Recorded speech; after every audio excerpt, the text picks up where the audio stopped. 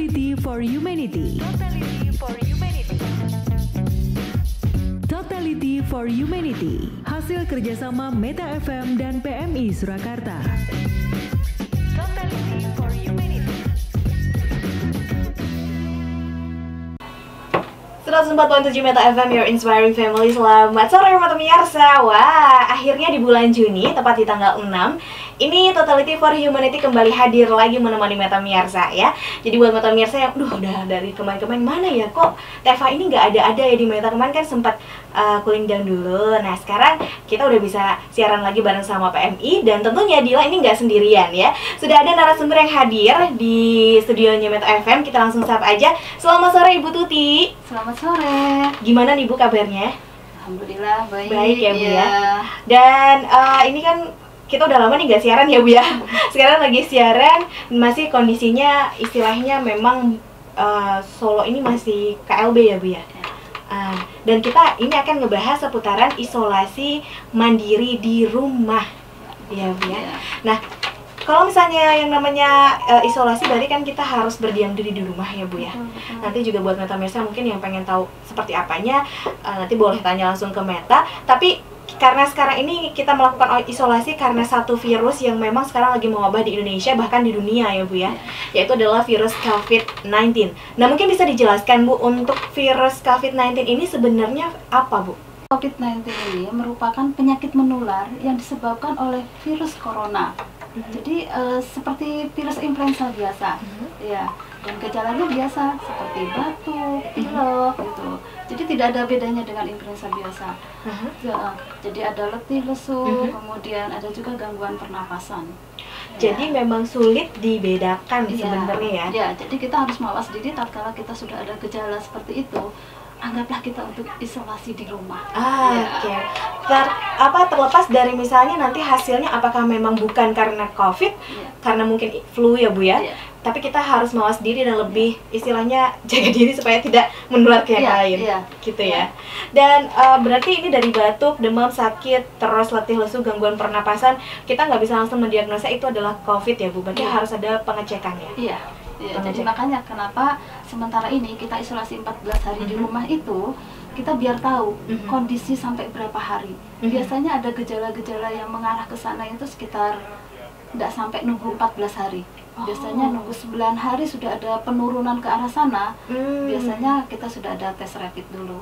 Oh gitu. Ya, sementara sih kalau di rumah pakai obat-obat yang bebas dulu. Misalnya kalau demam nggak usah panik ya. Karena panik itu otomatis akan menurunkan daya tahan tubuh. Karena yang diserang di saat ini COVID ini adalah imun. Ya.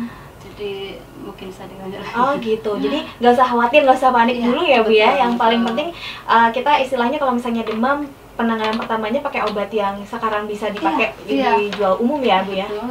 Jadi nggak perlu langsung harus ke misalnya dokter dulu. Yang penting itu dia, isolasi dulu 14 hari.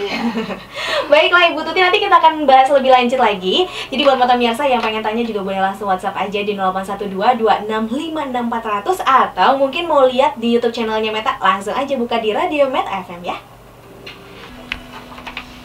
Oke, Mata Miyarsa, balik lagi di Totality for Humanity, masih bersama Dila dan juga Ibu Tuti di sini, perwakilan dari PMI, dan kita masih ngebahas seputar isolasi mandiri di rumah ya Bu ya. Nah, tadi kan udah disebutkan nih apa itu COVID-19 itu, terus gejalanya seperti apa. Nah, sekarang mau ditanyakan nih sama Ibu Tuti, sebenarnya untuk penularannya sendiri itu mekanismenya seperti apa nih Bu? Silakan. Ya, terima kasih. Untuk penularan, seperti teman-teman ya di sini kan tahu. Kalau influenza itu apa aja sih yang sering sering menularkan gitu ya. Nah ini yang terutama kalau yang untuk virus 19 ini pakai droplet itu, atau kita istilahkan pakai percikan. Ya. Kenapa itu sekarang harus pakai masker? Karena kan penularannya itu lewat percikan air ludah yang keluar dari mulut.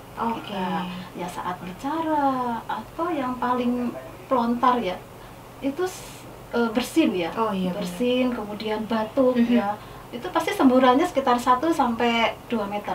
Nah, makanya kadang kita harus jaga jarak itu, salah satunya. Iya. Kemudian yang kedua yaitu dengan kontak erat langsung ya. Jadi kayak fisik, kita berhubungan dengan fisik, jabat tangan. Nih orang-orang Indonesia sekarang ini kalau ketemu jabat tangan, cipika-cipiki ya, pasti itu. Apalagi hari raya ini nih, sungkeman. Nah, ini hati-hati. Jadi untuk saat ini ya, untuk tahun ini mudah-mudahan hanya tahun ini aja kita tidak sungkeman ya. Mungkin hanya akhir mudah-mudahan ya akhir bulan ini gitu ya. Amin. Sehingga kita bisa kumpul dengan keluarga yang jauh-jauh ya. Jadi berpelukan itu stop dulu untuk itu ya. Kemudian yang ketiga yaitu menyentuh permukaan benda yang terkontaminasi. Nah, kenapa ini harus selalu cuci tangan? Karena kita nggak tahu nih, tangan kita ini adalah faktor penularan penyakit yang terbesar. Ya. Jadi kalau kita mau memegang apapun, habis memegang apapun, itu cuci tangan pakai sabun ya, dengan air yang mengalir. Itu akan lebih efektif. Di mana sekarang kan sudah tersedia ya air sekarang di pasar, kemudian di depan pintu rumah masing-masing warga itu sudah menyediakan itu. Jadi sering-seringlah cuci tangan supaya kita terhindar dari penularan penyakit. Nah, sebenarnya nih Bu Tuti, untuk yang melakukan isolasi mandiri sendiri itu siapa aja nih Bu? Apakah semua orang atau mungkin orang-orang tertentu aja? Nah, ini ya siapa sih yang perlu melakukan isolasi mandiri? Pertama adalah OTG. OTG itu orang tanpa gejala, ya, tanpa gejala apapun, dia sudah tidak merasa, tetapi dia sudah pernah kontak erat dengan kasus konfirmasi COVID-19. Ya, ini yang kita nggak tahu. Misalnya contohnya seperti ini. Kita ya budaya kita ya sering kumpul-kumpul sekarang wedangan gitu ya. Nah, 2 hari salah satu di antara itu tahu-tahu terpapar ya, masuk namanya sudah positif COVID. Nah, kita sebagai tahu siapa aja sih yang kemarin kumpul-kumpul nih, kita harus mawas diri. Jadi meskipun kita tidak merasakan gejala itu, kita harus sadar untuk isolasi di rumah, berdiam diri di rumah selama 14 hari. Mudah-mudahan gejala selanjutnya tidak timbul. Ya. Itu yang untuk OTG ya? Ya, OTG. Kemudian yang kedua yaitu orang dalam pengawasan. Jadi orang yang mengalami ya sedikit batuk, kemudian juga sedikit demam, ada rasa-rasa sakit tenggorokan nih, isolasilah di rumah. Minum obat-obatan yang dijual bebas dulu ya. Kalau misalnya kalau demam ada Panadol, ada paracetamol, batuk ya pakai apalah yang pakai jual bebas dulu. Nah, di antara ini saya sampaikan dulu, orang yang mengalami demam atau sakit tenggorokan, kemudian pernah melakukan perjalanan ke luar negeri, kemudian kontak dengan kasus konfirmasi COVID-19 seperti yang tadi OTG tadi ya. Kemudian yang ketiga yaitu pasien dalam pengawasan atau PDP. Ya, nah kalau PDP ini orang yang sudah punya gejala tadi dan sudah dilakukan tes di rumah sakit, jadi sudah tahu hasilnya. Mungkin rapid test, kemudian sudah di swab gitu ya, dan dinyatakan positif, tetapi gejalanya masih ringan. Nah, ini bisa diisolasi di rumah. Oh gitu. Ya, dengan dibawakan obat-obatan dari rumah sakit. Ya, itu. Oh, jadi yang sebenarnya PDP juga sebenarnya bisa isolasi di rumah Bisa, juga ya Bu ya? asal dari paskesnya, jadi fasilitas kesehatannya sudah menyatakan ini isolasi di rumah aja. Karena apa? Kalau semuanya ditampung di rumah sakit, begitu banyaknya, bisa juga semakin parah karena tertular dengan yang lain juga seperti itu ya. Betul. Jadi lebih aman untuk isolasi di rumah. Oke, berarti itu tergantung kitanya bisa meminta ke bagian pihak rumah sakitnya sendiri itu ya Bu ya? Biasanya kalau yang PDP itu sudah ada rekomendasi dari rumah sakit karena dia sudah tidak punya penyakit lain seperti hipertensi, diabetes, ya punya penyakit-penyakit akut lainnya. Itu biasanya bisa diisolasi di rumah. Gitu. Iya. Berarti terkecuali kalau dia punya penyakit bawaan lainnya. Iya. Berarti memang harus ada pengawasan tersendiri dari rumah sakit ya Bu ya? Betul. Baik. Nah, kalau sekarang sendiri nih Bu, untuk caranya isolasi di rumah untuk anggota keluarga yang sakit, misalnya yang terkena satu terus yang lain kan belum ya gitu. Itu gimana caranya kita untuk mengisolasi di rumah supaya nggak tertular ke yang lainnya juga mungkin? Jangan belum ya. Jangan sampai gitu ya. Ya, jangan di ini ya, di revisi suara. Ya, betul. Jangan sampai terjadi ya. Misalnya ada salah satu anggota kita yang sakit, sediakan satu kamar khusus. Jadi orang itu tidak boleh kemana-mana, ya. Jadi khusus disediakan satu kamar khusus dan kalau bisa kamar mandinya khusus juga. Oh, Ya. semuanya ya? Iya, Iya, khusus. oke. Kemudian selalu menggunakan masker dan menerapkan etika batuk dan bersin. Ya, kenapa harus seperti itu? Karena takut kita tadi dengan ada cipratan itu takutnya ke benda-benda yang lain, ya. Kemudian pantau suhu tubuh, ya. Jadi selalu dicek suhu tubuhnya. Jadi jangan lupa juga anggota keluarga itu mengingatkan dengan catatan, pakai catatan. Karena catatan misalnya, oh hari ini suhunya 37, oh hari ini suhunya 37,5 gitu kan. Jadi ada catatannya. Juga tinjanya. Jadi kalau BAB itu diare apa tidak gitu ya. Jadi ada catatannya tatkala suatu saat ya. Kemudian keadaannya menurun, itu kita catatan itu bisa untuk menjadi rekomendasi buat rumah sakit atau petugas kesehatan ya. Kemudian tadi yang keempat ya, di dalam kamar upayakan anggota keluarga yang sakit terpapar oleh sinar matahari 15-30 menit. Misalnya gini, kamarnya itu jangan tertutup ya. Jadi kalau bisa itu ada sinar matahari yang masuk. Oh gitu. Ya, sekitar 15-30 menit ya. Kemudian anggota keluarga yang lain juga tidak dipergunakan keluar masuk. Jadi tatkala anggota yang sakit itu butuh sesuatu, sekarang kan ada medsos nih, bisa WA misalnya, nih aku butuh minta jeruk misalnya, oh minta apa, bisa lewat medsos. Nah nanti anggota keluarga itu bisa menaruh di depan, gitu ya, depan kamarnya gitu ya. Sekarang lebih mudah komunikasi ya. Kemudian pastikan tidak terlalu banyak menyimpan barang di dalam kamar. Misalnya di dalam satu kamar isolasi itu ada banyak-banyak tumpukan-tumpukan barang nih. Nah, tatkala kalau ada tumpukan barang, kita nggak tahu percikan dropletnya itu masuk kemana. Nah, padahal harus setiap hari dilap, harus setiap hari dibersihkan. Karena virus ini itu bisa bertahan minimal 9 jam. Tergantung tempatnya, kayak di benda-benda yang lain ada aluminium atau apa sekitar 4 hari. Lama ya ternyata. Kaca, kemudian plastik itu sekitar 2 hari. Nah, kain ya, bahan-bahan yang lain itu 9 jam. Makanya sekarang kita samakan aja semua bahan terkait virus itu 9 jam, makanya harus sering dibersihkan. Iya, harus dibersihkan. Kemudian pastikan ruangan tadi cukup sinar matahari dan sirkulasi yang baik. Tadi ada jendela keluar, jadi sirkulasinya tidak, mungkin kalau sekarang gedung ya, gedung-gedung ya sulit untuk cari ventilasi. Paling tidak kalau enggak AC-nya itu suhu ruangan aja. Jadi ya suhu ruangan. Jadi tidak terlalu dingin ya, jadi sesuai suhu ruangan aja. Kemudian ganti spray setiap hari. Nah, tatkala kita harus mengganti baik baju maupun spraynya, ini caranya juga agar sendiri supaya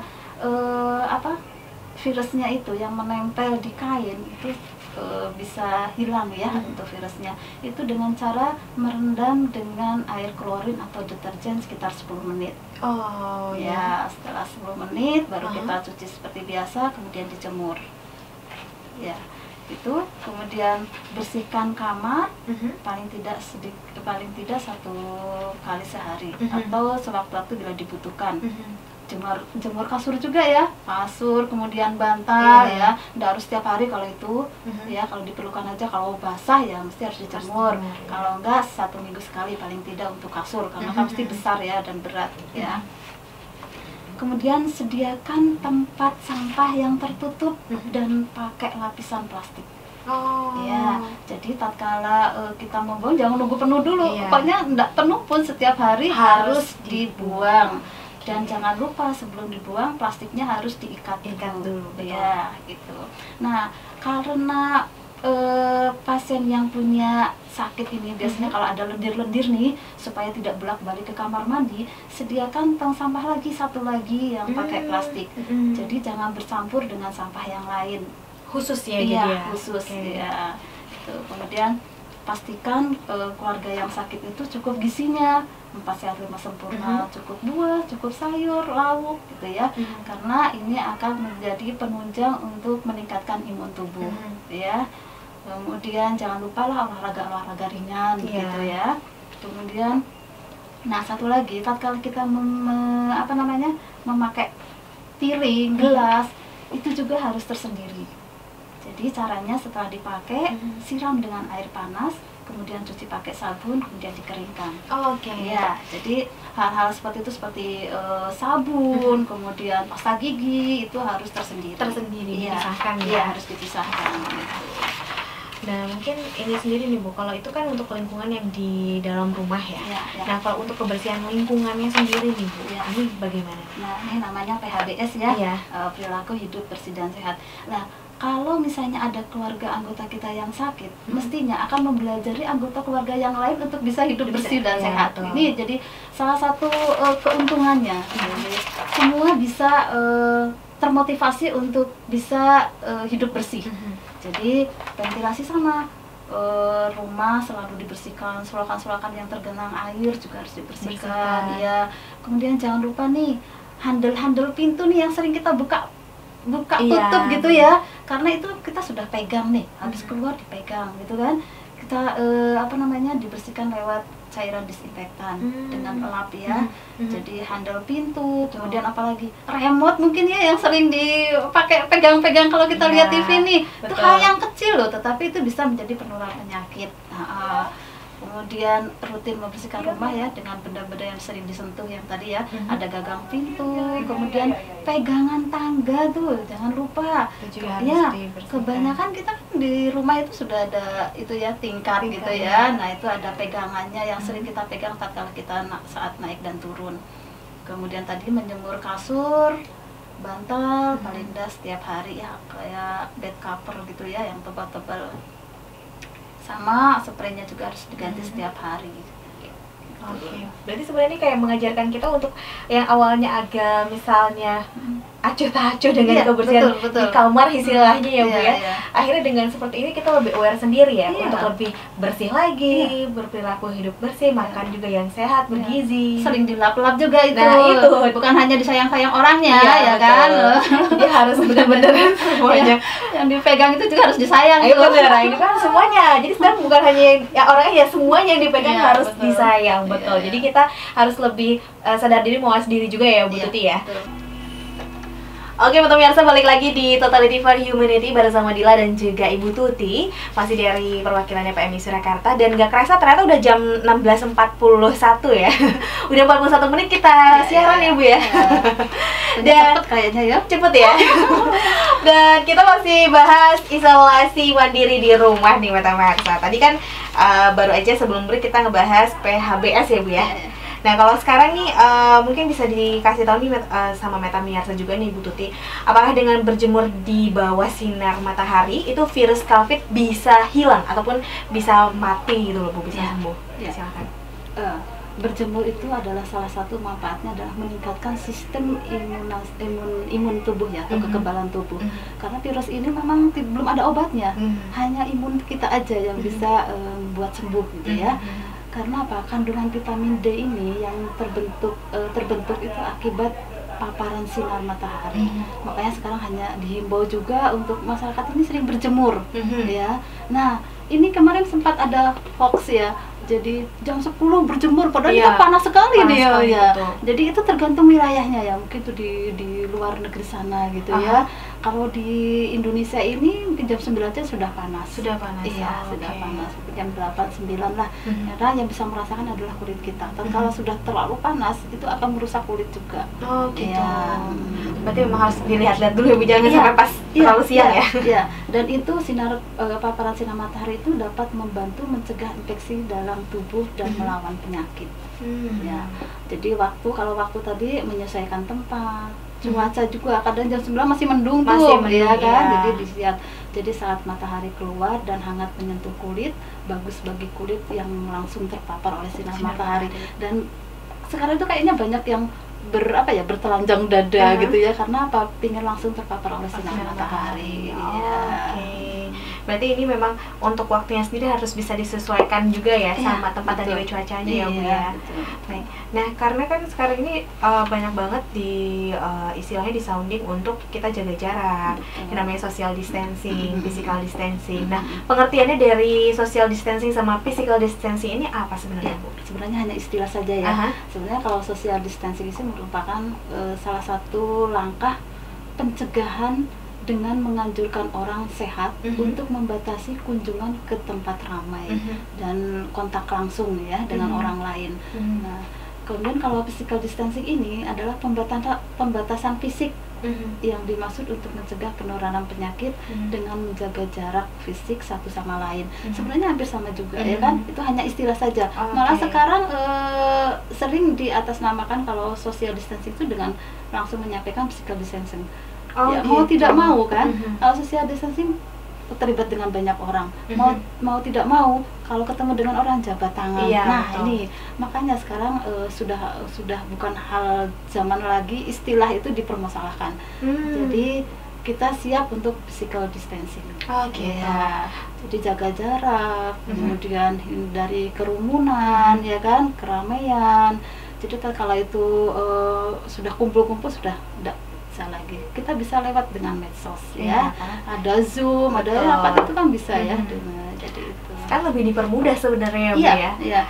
Intinya jaga jarak ya, intinya jaga jarak karena tadi apa yang disampaikan bahwa penularan itu percikan yang bisa sampai 1-2 meter ya untuk jarak semprotan ya. Kalau saya mungkin kalau marah mungkin tambah lagi nih ya. Bahkan kadang ya Bu ini di dalam lingkungan kantor aja ada yang bersin mungkin karena dia alergi debu misalnya. Kita langsung pada kaget semua. Siapa itu yang bersin? Ya, makanya ini kadang kalau kita otomatis ya kalau bersin tuh kalau dulu itu apa? Langsung pakai tangan pakai tangan. Terus Bu pakai tisu, boleh pakai tisu. Tapi kalau namanya bersin kan tidak bisa direncanakan. Iya, betul. Jadi yang paling aman adalah kita pakai lipatan siku. Ya, atau di bawah ketiak. Jadi otomatis tatkala kita bersin atau batuk, pakailah dengan lipatan tangan kita atau di bawah ketiak kita, supaya cipratan itu tidak kemana-mana. Iya, itu etika yang harus dilakuin, wajib kayaknya ya. Kayaknya juga mungkin ada beberapa orang yang masih refleks menggunakan tangan ya. Iya, betul. Nah, kalau menggunakan tangan, cepat-cepatlah cuci tangan pakai sabun. Nah, satu lagi mungkin terkait dengan hand sanitizer ya. Memang sih pakai hand sanitizer itu cepat, praktis gitu ya, kemana bisa dibawa. Nah, tapi jangan lupa kalau terlalu sering itu bisa merusak tangan juga. Nah, jadi kalau misalnya pemakaian hand sanitizer lebih baik juga disediakan hand body atau hand lotion ya. Ya, supaya karena apa? Dengan adanya hand sanitizer kan mau tidak mau kulit menjadi kering. Nah, kering ini bisa juga menjadi faktor penularan penyakit cepat sekali untuk masuk. Iya, jadi biar lembab pakai tambahan lotion. Tapi lebih aman lagi dihimbau untuk cuci tangan pakai sabun. Itu udah pasti bersih banget ya Bu ya. Dan juga kulit kita dan jangan lupa ya, cuci tangannya 12 20 detik ya, benar. Harus benar ya berarti cara cuci tangan juga. Jangan salah cuci gitu doang nggak bisa ya Bu ya. Oke, berarti itulah tadi pengertian social distancing sama physical distancing. Sebenarnya itu hanya istilah aja.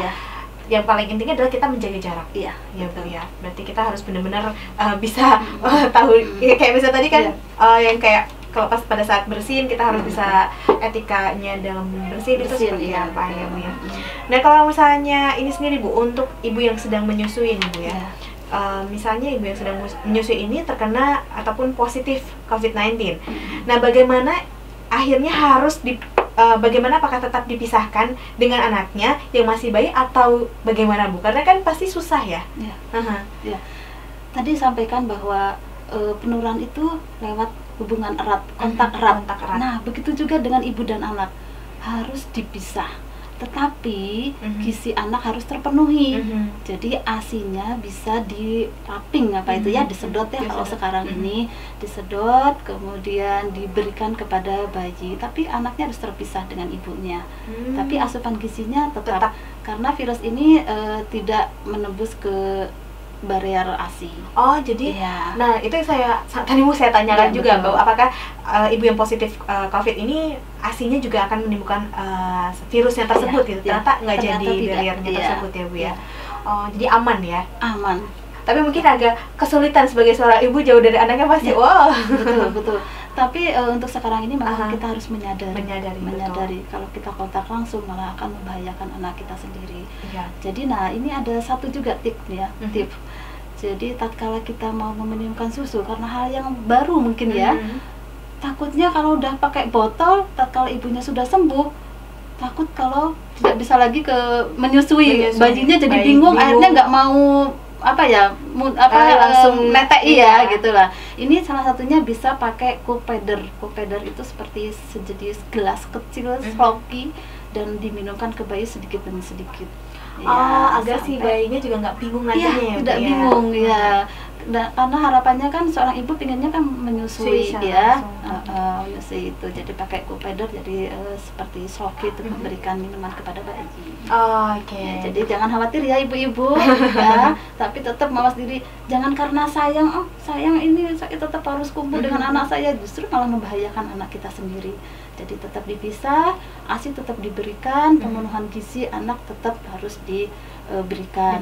Dan jangan lupa orang-orang yang sakit terkontamin isolasi mandiri itu harus makanannya juga harus dijaga. Ya, harus betul-betul tercukupi gizinya supaya imunnya tumbuh. Ya, segera sembuh ya, segera pulih ya. Oke nih Bu, kalau sekarang ini sudah banyak banget nih pemerintah ataupun beberapa daerah-daerah yang menyuarakan untuk new normal. Dan bahkan mungkin karena istilahnya udah jangka waktu yang lumayan lama, dilihat mungkin udah bisa beberapa daerah yang bisa melakukan new normalnya tersendiri ya Bu. Nah, sebenarnya new normal ini apa sih Bu? Nah inilah kalau saya lihat itu kadang khawatir sekali ya, mau sudah banyak begitu ada new normal itu aja baru rencana ya, belum benar-benar ya belum diterapkan gitu ya. Tetapi begitu lihat ada new normal langsung jalan-jalan sudah penuh nih, mau sudah buka semua berdesakan tanpa menghiraukan tanpa masker ya dan segala macamnya. Nah perlu kita ketahui bahwa new normal adalah kebijakan membuka kembali aktivitas ekonomi sosial dan kegiatan publik secara terbatas dengan menggunakan standar kesehatan yang sebelumnya tidak ada sebelum pandemik. Jadi aktivitas seperti biasa, melakukan bekerja, kemudian melakukan aktivitas ya. Tetapi jangan, kalau tidak penting sekali ya jangan keluar rumah ya. Kalaupun keluar rumah harus itu pakai masker. Kemudian jaga jarak. Nah itu yang sebelum pandemi kan belum ada nih. Kumpul-kumpul itu jangan dulu lah. Kalau masalah bekerja memang karena kebutuhan ekonomi ya. Terus kalau nggak bekerja terus gimana ya keluarga kita ya kan. Jadi ini aktivitas kembali ke normal, tetapi jangan lupa protokol kesehatan tetap harus dijalankan ya. Jadi jangan merasa sudah kembali aktivitas biasa tanpa menghiraukan hal-hal seperti itu ya. Harapannya tidak bertambah lagi penularan virus ini. Di sesi terakhir juga udah mau jam 5.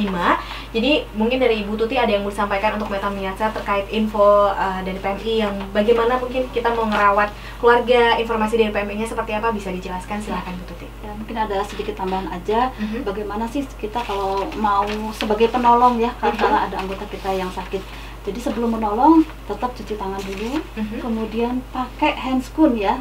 Jadi ya pakai handscoon supaya kita tidak kontak langsung. Kalau nggak punya handscoon ya pakai kresek lah, tapi tetap ujungnya harus dikasih isolasi ya, supaya tidak mengembung ya. Kalau kantong kresek itu mesti mengembung. Kemudian kalau nggak punya celemek atau ini pakai jas hujan aja ya, supaya tidak ada kontak langsung. Kemudian jangan lupa dengan alas kaki, masker juga. Kalau nggak punya masker misalnya pakai kain apalah supaya bisa menutupi muka kita. Dan tatkala kita tidak pakai pada saat kita pakai APD jangan sekali-kali menyentuh muka, wajah ya. Itu karena bisa menjadi terpapar virus itu. Kemudian jangan lupa juga jaga jarak tetap ya tatkala kita mau menolong tetap jaga jarak ya. Tatkala misalnya punya luka, selama dia bisa melakukan aktivitas sendiri, kita berikan komando ya, jadi lewat jarak jauh ya. Sekelas info aja, tatkala teman-teman membutuhkan informasi, ada hotline lewat WhatsApp. Jadi ada di jam 7 sampai jam 12, ada di nomor, mungkin bisa dicatat ya teman-teman ya. Saya kalau misalnya ada informasi teman-teman ada isolasi di rumah, ternyata pingin komunikasi nih, ternyata kegiatannya kok pasiennya kayak gini-gini, gejalanya kayak gini-gini, saya harus gimana? Nih jam 7 sampai jam 12 ini ada nomor WhatsApp yang bisa teman-teman hubungi, itu di 081 381 0000 4 kali ya, kemudian 80, itu jam 7 sampai jam 12. Kemudian jam 12 sampai jam 17 itu di nomor 081 318 207 445. Kemudian jam 17 sampai jam 22 itu ada di nomor 081 383 426 311. Jadi ini hotline PMI. Silakan teman-teman kalau misalnya di rumah melakukan isolasi di rumah, takut menyampaikan kepada pihak keluarga, bisa lewat WhatsApp apa yang harus dilakukan. Ya, itu siap dari jam 7 sampai jam 22 lewat WhatsApp.